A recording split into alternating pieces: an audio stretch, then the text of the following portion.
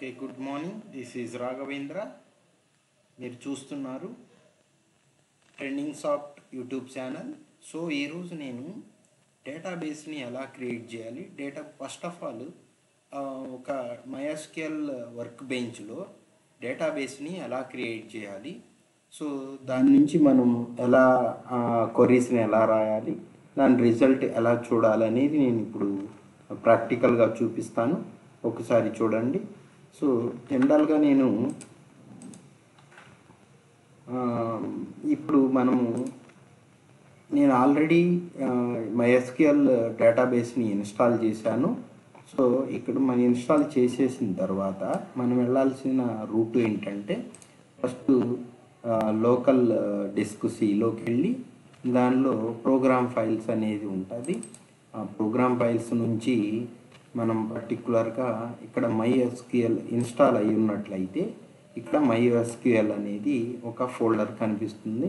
దానిలోకి వెళ్ళి MySQL work bench. So నేను ఇక్కడ version 8.0 C community edition. So ఇది నేను ఇన్స్టాల్ చేసుకున్నాను. దాంట్లోకి వెళ్ళి ఇక్కడ చూడండి.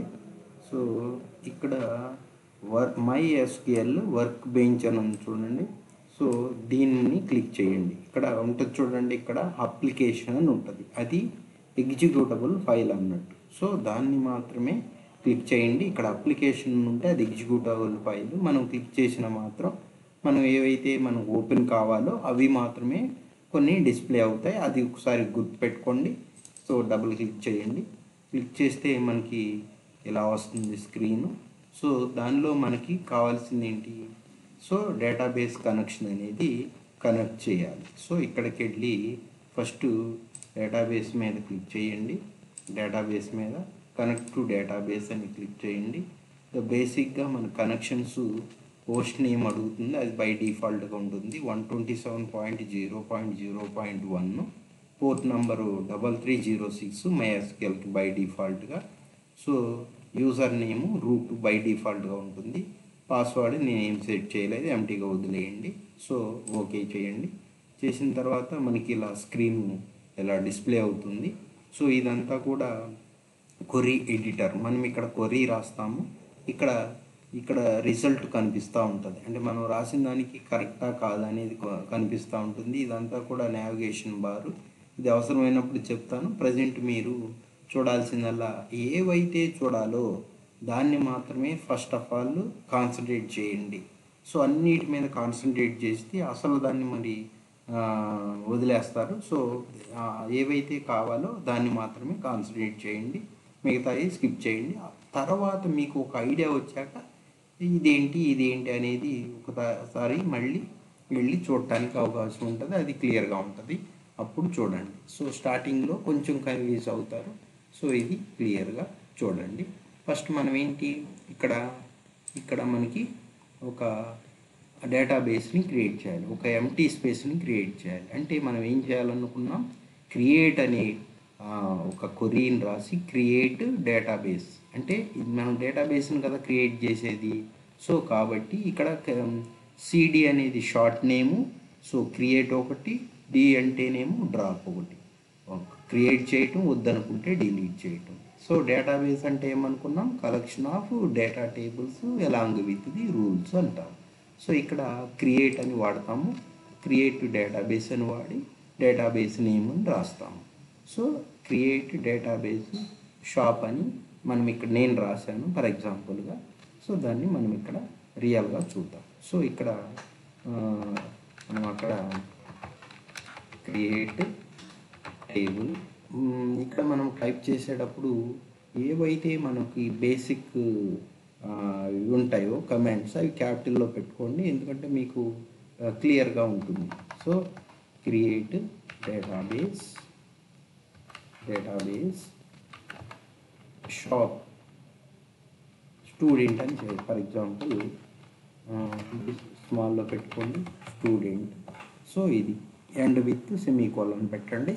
ఇక్కడ ఏమవుతుంది, ఇక్కడ మనం ఏం చేసాం, క్రియేట్ డేటాబేస్ అంతే కదా, క్రియేట్ డేటాబేస్ నేమ్ రాసాం. అక్కడ నేను స్టూడెంట్ అని రాసుకున్నా డేటాబేస్ నేమ్. సో ఇక్కడ ఇది చూడండి, ఎగ్జిక్యూట్ ద సెలెక్టెడ్ క్వరీస్. ఇక్కడ సపోజ్ 2-3 ఉన్నాయి అనుకోండి, కమాండ్స్, స్టేట్మెంట్స్. ఇలా సెలెక్ట్ చేసి దీని మీద క్లిక్ చేయండి. అప్పుడు కింద ఇక్కడ క్రియేట్ డేటాబేస్ స్టూడెంట్ 1 రో ఎఫెక్టెడ్. సో ఇది మనకి మెసేజ్, అంటే ఎగ్జిక్యూట్ అయిందా లేదనేది ఇక్కడ మనకి తెలుస్తుంది. సో ఇక్కడ గ్రీన్ ఇది వస్తుంది. సో ఇది ఎగ్జిక్యూట్ అయింది. చూద్దాం ఇది ఉందా లేదని చూడాలంటే మనం ఏం చెప్పుకున్నాం, షో డేటా బేసెస్ సెమీకోలన్. ఇప్పుడు దీన్ని మాత్రమే సెలెక్ట్ చేయండి, క్లిక్ చేయండి.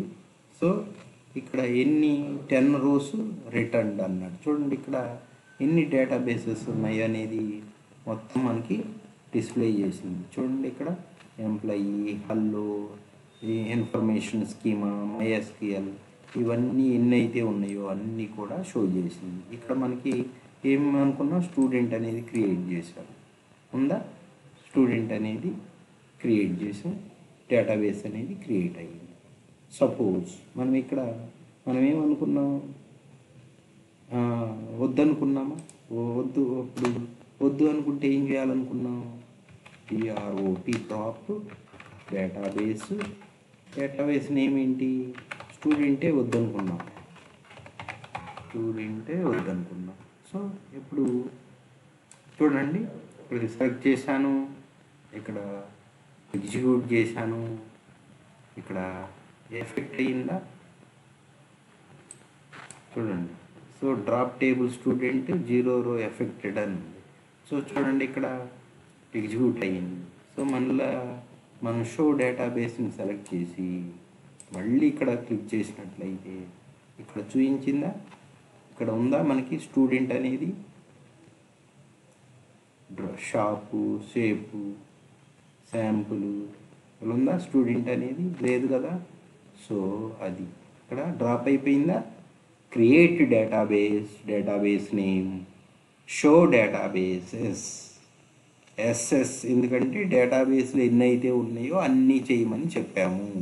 షో డేటాబేస్, ఇక్కడ డ్రాప్ డేటాబేస్ ఏవైతే డేటాబేస్ వద్దో ఆ పేరు మనం రాస్తాము, డ్రాప్ చేసేసాం, సరిపోయిందా.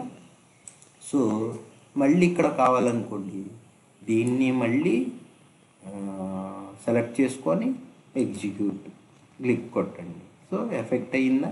సో ఇక్కడ మళ్ళీ షో చేయండి, మళ్ళీ క్లిక్ చేయండి, మళ్ళీ వచ్చిందా, స్టూడెంట్ అనేది క్రియేట్ అయిందా.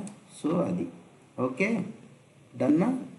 సో ఇక్కడ మనం డేటాబేస్ని, ఒక ఎంటీ డేటాబేస్ని ఎలా క్రియేట్ చేసాము, మనము ఎంటీ డేటాబేస్ని ఏ విధంగా క్రియేట్ చేసాము, తర్వాత దాంట్లో ఎన్ని డేటాబేసెస్ ఉన్నాయనేది చూసాము. తర్వాత డ్రాప్ డేటాబేస్, ఆ డేటాబేస్ని వద్దనుకుంటే డ్రాప్ చేసేసేసాం, వద్దనుకుంటే తీసేసాం. సో ఇక్కడ వరకు క్లియర్గా ఉందా. సో ఫ్రెండ్స్, సో అందరూ కూడా క్లియర్గా అబ్జర్వ్ చేయండి. సో మనం ఏంటంటే ఏవైతే రిక్వైర్డ్ థింగ్స్ ఉన్నాయో వాటి మీదే కాన్సన్ట్రేట్ చేద్దాం. తర్వాత మీకు ఒక ఐడియా వచ్చాక మీరు మీకున్న సోర్స్ ప్రకారం వెళ్ళండి, దీని మీద ఒక గ్రిప్ వస్తుంది. తర్వాత మీరు ఏది ఎలా నేర్చుకున్నా సరే ఒక ఫిక్స్ అవుతూ ఉంటారు కాబట్టి ఈ కాన్సెప్ట్ ఎలా దీని తర్వాత ఇది ఎలా అని. సో మీకు తర్వాత అన్నీ ఏది చేసినా సరే మీకు ఒక గట్టి ఫిక్స్ అవుతుంది. ఏ ఇన్ఫర్మేషన్ అయినా సరే కరెక్ట్గా ఒక ఆర్డర్లో ఫిక్స్ అవుతుంది. అలా వెళ్ళండి. So thank you very much. Thank you.